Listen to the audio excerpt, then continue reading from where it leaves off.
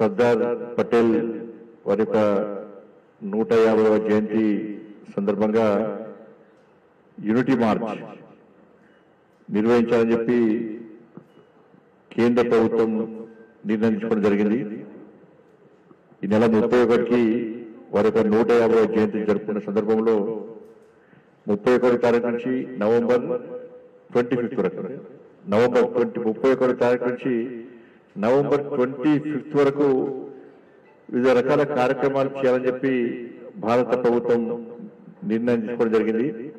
దానికి అనుగుణంగా దేశవ్యాప్తంగా ఈ కార్యక్రమాలు నిర్వహించబోతున్నాం.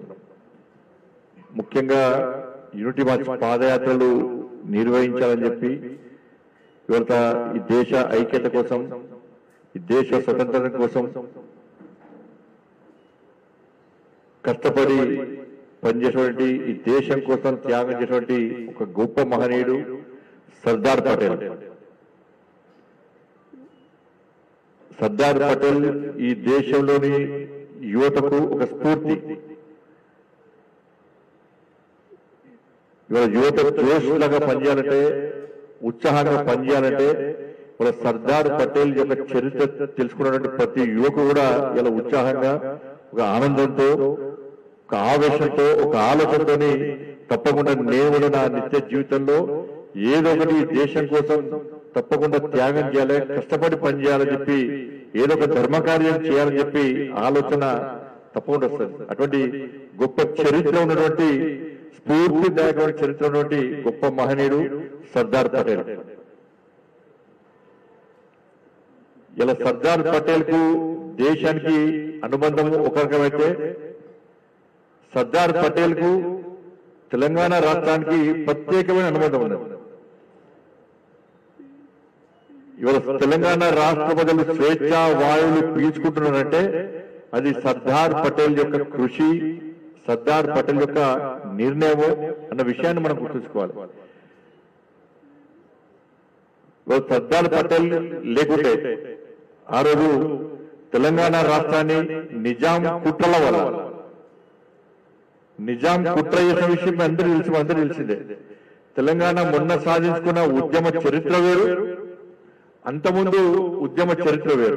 దాన్ని స్ఫూర్తిగా తీసుకునే మలిదశ ఉద్యమాన్ని ప్రారంభించి ఇలా మనం బలిదానం కూడా సిద్ధమై తెలంగాణ రాష్ట్రాన్ని సాధించుకున్నాం. కానీ ఆ రోజు సర్దార్ పటేల్ నిజాం కుట్రలను ఛేదించి ఇతను నిజాం ఈ తెలంగాణ రాష్ట్రాన్ని స్వతంత్ర రాజ్యంగా ఉంచాలని, లేకుంటే పాకిస్తాన్ లో కలపాలని చెప్పి, లేదా ఇస్లాం రాజ్యంగా మార్చాలని చెప్పి నిజాం చేసిన కుట్రలను ఛేదించి వాళ్ళ సర్దార్ పటేల్ వాళ్ళ కఠిన నిర్ణయం తీసుకున్నాడు. కాబట్టి వాళ్ళ తెలంగాణ రాష్ట్రానికి, వాళ్ళ హైదరాబాద్ సంస్థానికి విముక్తి కలిగిన విషయాన్ని వాళ్ళ తెలంగాణలోని ప్రతి వ్యక్తి, ప్రతి తెలంగాణ వ్యక్తి, తెలంగాణ సమాజం మనం గుర్తుంచుకోవాల్సిన అవసరం ఉంది. ఆ రోజు సర్దార్ పటేల్ కఠిన నిర్ణయం తీసుకోకుంటే ఈ రోజు తెలంగాణ రాష్ట్రం ఒక పాకిస్తాన్లో, ఒక బంగ్లాదేశ్ గానో, ఒక శ్రీలంకనో, వాళ్ళ ఆకలి రాజ్యంగా తిండికి లేక తిప్పలు పడుతూ వాళ్ళ బిచ్చమెత్తుకునే పరిస్థితి, ఆకలి కేకలతో తల్లడిల్లే పరిస్థితి వాళ్ళ తెలంగాణకు వచ్చేదన్న విషయాన్ని మనం గుర్తుంచుకోవాల్సిన అవసరం ఉంది. అందుకే సర్దార్ పటేల్ ను ఆదరించి, అభిమానించి ఈ కార్యక్రమంలో పూర్తి స్థాయిలో భాగస్వామ్యం కావాల్సిన బాధ్యత తెలంగాణ సమాజానికి. కాబట్టి అందుకే ఇవాళ తెలంగాణలో కూడా సర్దార్ పటేల్ యొక్క 150వ జయంతి ఉత్సవాన్ని జరుపుకోవాలని చెప్పి పాదయాత్ర నిర్వహించాలని చెప్పి కేంద్ర ప్రభుత్వం భావించింది. అందుకే ప్రియతమ నేత దేశ ప్రధాని నరేంద్ర మోడీ గారు కూడా సర్దార్ జన్మస్థలం నుంచి గుజరాత్ లోని యూనిటీ స్టాచ్యూ ఆఫ్ యూనిటీ వరకు వాళ్ళ పాదయాత్రలో ఒకరోజు పాల్గొనడానికి నరేంద్ర మోడీ గారు కూడా నిర్ణయించడం జరిగింది. అంత ప్రాముఖ్యత, అంత ప్రాధాన్యత ఉన్నటువంటి కార్యక్రమం ఈ కార్యక్రమం. ఇవాళ కరీంనగర్ జిల్లాలో కూడా 3 రోజుల పాటు పాదయాత్ర నిర్వహించాలని చెప్పి నిర్ణయించడం జరిగింది. ఆ రోజు తప్పకుండా నాకు వీళ్ళు బట్టి తప్పకుండా ఏ రోజు పాదయాత్రలో పాల్గొనే ప్రయత్నం చేస్తా. పాదయాత్రతో పాటు సెమినార్స్, ఎస్ఐఆర్టీ కాంపిటీషన్స్, క్విజ్ పోటీలు కానీ, దాంతోపాటు వాల్ పేపర్ పెయింటింగ్ సంబంధించి కానీ ఇట్లా అనేక రకాల పోటీ పరీక్షలను ఇవాళ నిర్వహించి సమాజం లోపల, ముఖ్యంగా యువత లోపల ఒక చైతన్యం కలిగించి నెక్స్ట్ వాళ్ళ భావి జీవితం ఒక ఆదర్శప్రాయంగా ఉండే విధంగా యువతలు కూడా స్ఫూర్తి కలిగించాలని చెప్పి ఆలోచనతో ఈ కార్యక్రమాన్ని మనం నిర్వహించడం జరుగుతున్నది. ఈ నెల 31 నుంచి నవంబర్ 25 వరకు అన్ని రకాల కార్యక్రమాలు నిర్వహిస్తున్నాం. మనం పెద్ద ఎత్తున యూత్ అని పాదయాత్రలు, దాంతోపాటు ఇతర రకాల కాంపిటీషన్స్ మనం పెట్టే ప్రయత్నం చేస్తున్నాం. కాబట్టి వాళ్ళ అందరం దీనిలో పాల్గొనాల్సిందిగా అందరికీ విజ్ఞప్తి చేస్తూ, గత పాలకులు ఇవాళ స్వాతంత్ర సమర యోధులైనటువంటి స్ఫూర్తిదాయకమైనటువంటి సర్దార్ పటేల్ లాంటి యొక్క వీరుల చరిత్రను తిరమరు చేసే ప్రయత్నం గత పాలకులు చేసిన, గత కాంగ్రెస్ ప్రభుత్వాలు చేసినవి. కేవలం నెహ్రూకు మాత్రమే పరిమితం చేసి ఇవాళ ఇలాంటి మహనీయుల యొక్క చరిత్రను తిరమరు చేసే ప్రయత్నం చేసిన తర్వాత కేంద్రంలో నరేంద్ర మోడీ గారి ప్రభుత్వం వచ్చిన తర్వాత నిజంగా ఇలాంటి వీరులను వీళ్ళ చరిత్రను తిరమరు చేసే ప్రసక్తి లేదు. భావి తరాలకు ఇలాంటి వీరుల యొక్క చరిత్ర అందించాలని చెప్పి ఉద్దేశంతో ఈ రోజు ఇలాంటి మహనీయుల చరిత్రను మనం స్ఫూర్తిగా తీసుకొని ముందుకు వాళ్ళని ఆలోచనతో ఈ కార్యక్రమాలని మనం నిర్వహించే ప్రయత్నం చేస్తున్నాం. తప్పకుండా యువత అంతా కూడా ఇటువంటి ఈ సర్దార్ పటేల్ 150వ జయంతి సందర్భంగా నిర్వహించే యూనిటీ మార్చ్ తో పాటు ఇతర కార్యక్రమంలో మనం పాల్గొనాల్సిందిగా అందరికీ విజ్ఞప్తి చేస్తూ, ఇలా 2047 సంవత్సరానికి వికసిత్ భారత్ లక్ష్యంగా నరేంద్ర మోడీ ప్రభుత్వం ఇలాంటి అనేక కార్యక్రమాలు తీసుకుంటుంది. కాబట్టి ఆ లక్ష్యాన్ని ఛేదించడానికి, ఆ లక్ష్యాన్ని చేరుకోవడానికి భారత ప్రభుత్వం చేసినటువంటి కృషిలో అందరం భాగస్వామ్యం కావాల్సిందిగా అందరికీ విజ్ఞప్తి చేస్తూ, తప్పకుండా నేను కూడా ఈ కార్యక్రమంలో పాల్గొనే ప్రయత్నం చేస్తా. అందరూ కూడా మీడియా ద్వారా, సోషల్ మీడియా ద్వారా, ముఖ్యంగా సోషల్ మీడియా వారియర్స్ని విజ్ఞప్తి చేస్తున్నా. ఇది ఒక పార్టీకి సంబంధించిన అంశం కాదు, ఒక వ్యక్తికి సంబంధించిన కార్యక్రమం కాదు. ఇది దేశ ఐక్యత కోసం నరేంద్ర మోడీ గారి ప్రభుత్వం తీసుకున్న కార్యక్రమం. ఈ దేశ ఐక్యత కోసం తెలంగాణ రాష్ట్రానికి విముక్తి కల్పించడానికి సర్దార్ పటేల్ నిజాం మెడలు వంచినటువంటి చరిత్రను, ఒక సన్నివేశాన్ని, ఆ సంఘటనను మనం స్ఫూర్తిగా తీసుకొని మీరు సోషల్ మీడియా ద్వారా వారియర్స్ అందరూ కూడా ఈ 31 నుంచి నవంబర్ 25 వరకు భారత ప్రభుత్వం చేసినటువంటి కార్యక్రమానికి మద్దతు తెలపాల్సిందిగా, ప్రజల్లో కూడా చైతన్యం కలిగించడానికి సోషల్ మీడియా వారియర్స్ గాని, మీడియా గాని, ఎలక్ట్రానిక్ మీడియా గాని, ప్రింట్ మీడియా గాని సహకరించాల్సిందిగా అందరికీ విజ్ఞప్తి చేస్తూ ఈ కార్యక్రమం విజయవంతం చేసి అందరికీ విజ్ఞప్తి చేస్తూ ముగిస్తున్నాను.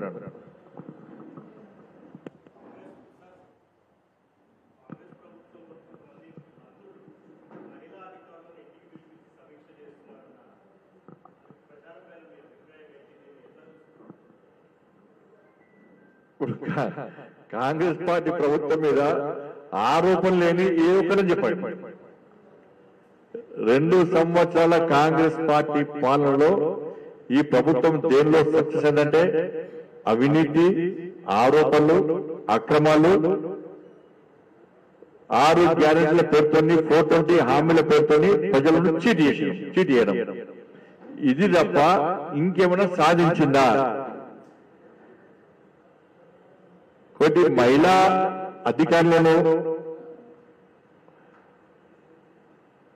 ఇవాళ మహిళా అధికారులందరూ కూడా తెలంగాణ రాష్ట్రంలో నేను చూస్తాడు, దేశ వ్యాప్తంగా కూడా మళ్ళీ మహిళా అధికారులు మేము మహిళలము అని చెప్పి ఆలోచన, అధైర్యం లేకుండా, ఆ భయం లేకుండా మేము సమాజం కోసం, సమాజ సేవ కోసం, ప్రజలకు సేవ చేయడానికి మేము సిద్ధంగా ఉన్నామని చెప్పి ముందుకు వస్తున్నారు. ఇటువంటి పరిస్థితుల్లో వాళ్ళకు స్వేచ్ఛని వాళ్ళకి అవసరం ఉంది, దీన్ని మేము స్వాగతిస్తాం. కానీ మహిళా అధికారులను వేధించే విధంగా, వాళ్ళని భయపెట్టే విధంగా, వాళ్ళకు వార్నింగ్లు ఇస్తూ వాళ్ళను వేధించడానికి అర్ధరాత్రి కూడా ఆఫీసులకు రప్పించి, ఇళ్లకు రప్పించే ప్రయత్నం చేస్తే ఇది క్షమించరాని నేరం. దీని మీద పత్రికలో కథనాలు వచ్చినాయి.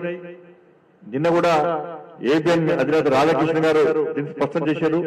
నా డిమాండ్ ఒకటే, దీని మీద రాష్ట్ర ముఖ్యమంత్రి గారు ప్రత్యేకంగా విచారణ జరిపి నివేదికలు తెప్పించి, మీకు మహిళల మీద ఏ మాత్రం ప్రేమ, అభిమానం ఉంటే, మహిళల గౌరవాన్ని కాపాడాలని చెప్పి మీకుంటే, వెంటనే ఆ మంత్రులను బర్తరఫ్ చేస్తే, ఆ మంత్రులను చర్యలు తీసుకుంటే, ఇవాళ మీ ప్రభుత్వం మీద ఈ ప్రభుత్వం మీద మహిళలకు నమ్మకం ఏర్పడుతుంది. మీరు ఇప్పటికే మహిళలకు మీ ప్రభుత్వం నమ్మకం లేదు. 2,500 రూపాయలు ఇస్తున్నారు, అది ఇయ్యలే. తులం బంగారం ఇస్తున్నారు, అది ఇయ్యలే. స్కూటీలు కొనిస్తున్నారు, అది ఇయ్యలే. ఇప్పటికే మహిళలు ఈ ప్రభుత్వం మీద ఆగ్రహంతో ఉన్నారు. అనేక ప్రాంతాల్లో క్రైమ్ జరుగుతూ ఉన్నారు. అన్ని రకాలుగా శాంతి భద్రత క్షీణించినాయి. కాబట్టి రాష్ట్ర ప్రభుత్వం వెంటనే దీన్ని పూర్తి స్థాయిలో విచారణ జరపాలని చెప్పి ఇవాళ భారతీయ జనతా పార్టీ డిమాండ్ చేస్తా ఉన్నది. అట్లా చేయకుంటే మీరు ఏదో పత్రికల కథలు వచ్చే తూతు మంత్రంగా చేసే ప్రయత్నం చేస్తే ఇవాళ మహిళలు తిరగబడుతున్న విషయాన్ని కాంగ్రెస్ పార్టీ ప్రభుత్వం గుర్తుంచుకోవాలి. దీన్ని ఆషామాషిగా తీసుకోవద్దు. ఆ మంత్రులను గుర్తించండి. వాళ్ళ వెంటనే బర్తరఫ్ చేయాలని వెంటనే మంత్రి తొలగించండి. వాళ్ళ మీద చర్యలు తీసుకోండి. మహిళా అధికారంలో లోపల ఒక భరోసా కల్పించండి, ఒక విశ్వాసం కల్పించండి. వాళ్ళు ధైర్యంగా పనిచేయడానికి సిద్ధంగా ఉన్నారు. దాన్ని ఆసరగా వేసుకొని మిమ్మల్ని వాళ్ళు వేరే రకంగా వేధించే ప్రయత్నం చేస్తే వాళ్ళ ప్రజలు తిరగబడుతున్న విషయాన్ని వాళ్ళకు గుర్తుంచుకోవాల్సిన అవసరం ఉంది. ఎందుకంటే ఇవాళ తెలంగాణ ప్రాంతంలో దేశవ్యాప్తంగా కూడా అనేక మంది మహిళా అధికారులు, ఉన్నత స్థాయి అధికారుల నుంచి గ్రామ స్థాయి వరకు కూడా కష్టపడి పనిచేస్తున్నారు. వాళ్ళ కుటుంబాన్ని పక్కబెట్టి కూడా వాళ్ళు సమాజం కోసం సేవ చేసే, పేద ప్రజలకు సేవ చేసే ప్రయత్నం చేస్తున్నారు. వాళ్ళని ప్రోత్సహించాల్సింది పోయి వాళ్ళు ఇబ్బంది పెట్టే విధంగా ఇళ్లకు రమ్మన్నాడు, అర్ధరాత్రి కార్యాలయం రమ్మన్నాడు. ఇది మంచి పద్ధతి కాదు. ఇది మహిళలను అవమానపరచడమే. కాబట్టి ఈ విషయంలో ప్రభుత్వం కఠినంగా వివరించాలని చెప్పి నేను రాష్ట్ర ముఖ్యమంత్రి గారిని డిమాండ్ చేస్తున్నాను. ఇలా రక్షణ లేదు. ఇవాళ మీరు చూడండి, నిజామాబాద్ లో డైరెక్ట్ రౌడీ షీటర్ కానిస్టేబుల్ చంపేసింది. రౌడీ షీటర్ నిన్నగాక మొన్న హైదరాబాద్ లో డైరెక్ట్ డీసీపీ గారి మీదే హత్యా ప్రయత్నం చేశాడు. కత్తితోనే చేసే ప్రయత్నం చేశాడు. మొన్న గోరక్షకుడైనటువంటి కార్యకర్త మీద, గోరక్షకుడి మీద డైరెక్ట్ కాల్పులు జరిపారు. తుపాకుతో కాల్పులు జరిపారు. అంటే రౌడీ షీటర్స్ రాజ్యం వెళ్తుంది తెలంగాణ రాష్ట్రంలో. దీనికి ఎంఐఎం పార్టీ వత్తాసు వస్తున్నది. ఎంఐఎం పార్టీ మొదటి కూడా సంఘ విద్రోహ శక్తి పార్టీ, సంఘ విద్రోహ party MIM party. MIM party వల్ల ముస్లిం సమాజం కాదు, ఈ తెలంగాణ రాష్ట్రానికి, దేశానికి ఏం ఉపయోగం లేదు. ఎంత దుర్మార్గం అంటే ఇవాళ ఎంఐఎం పార్టీ గోరక్షకుల మీద కాల్పులు జరిగిన రౌడీ షీటర్ ఎంఐఎం పార్టీ కార్యకర్త. నిన్న డీసీపీ చైతన్య గారి మీద హత్యాయత్నం చేసినటువంటి, దాంతోపాటు కానిస్టేబుల్ మీద, చారి గారి మీద హత్య చేసినటువంటి వ్యక్తి రౌడీ షీటర్ ఎంఐఎం పార్టీ. నేను హోమ్ మినిస్టర్గా, ఒక భారతీయ జనతా పార్టీ కార్యకర్తగా నేను ఇలా విధులు నిర్వర్తిస్తూ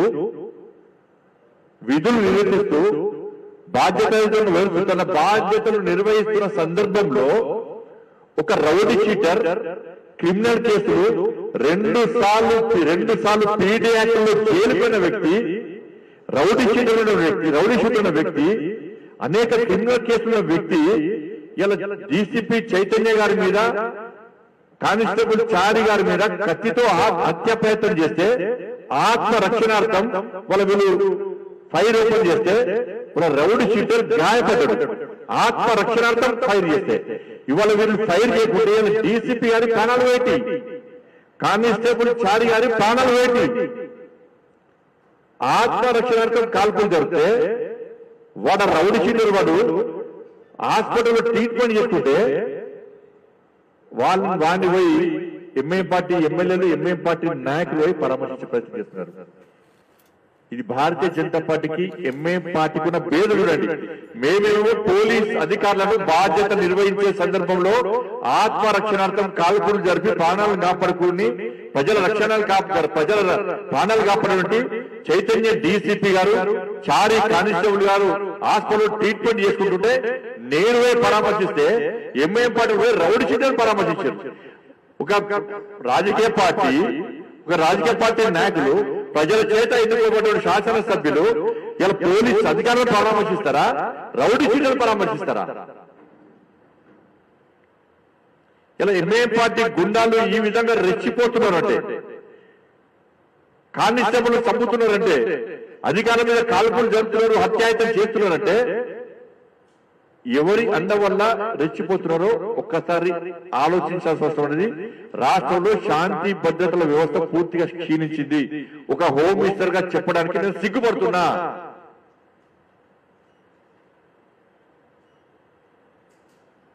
ఎంఐఎం పార్టీ ఓట్ల కోసం జుబ్లీస్ లో గెలవడానికి గతంలో బీఆర్ఎస్ పార్టీ పాకులాడబడ్డది, ఏదో ఎంఐఎం పార్టీ కాలు మొక్కింది. ఈరోజు కాంగ్రెస్ పార్టీ పోటీ పడి ఎంఐఎం పార్టీ నాయకుల కాలు మొక్కి అలా ఓటు పొందే ప్రయత్నం చేస్తున్నారు.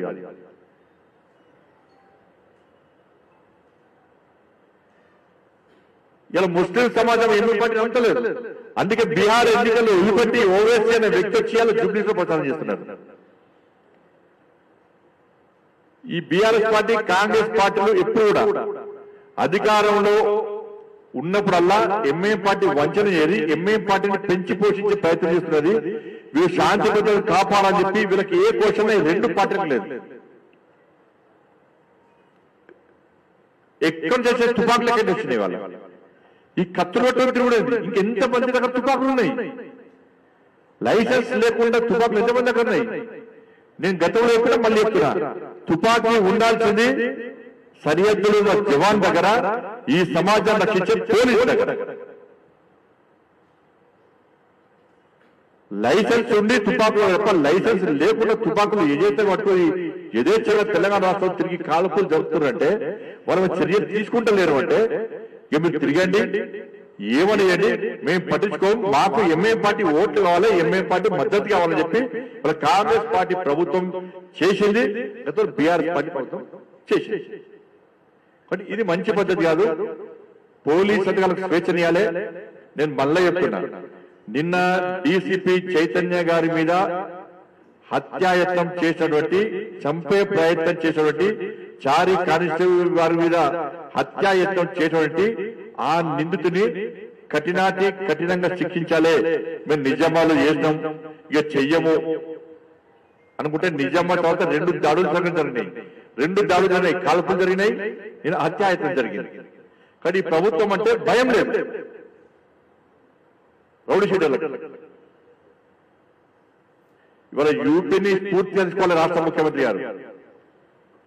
యూపీని స్ఫూర్తి తెలుసుకోవాలి.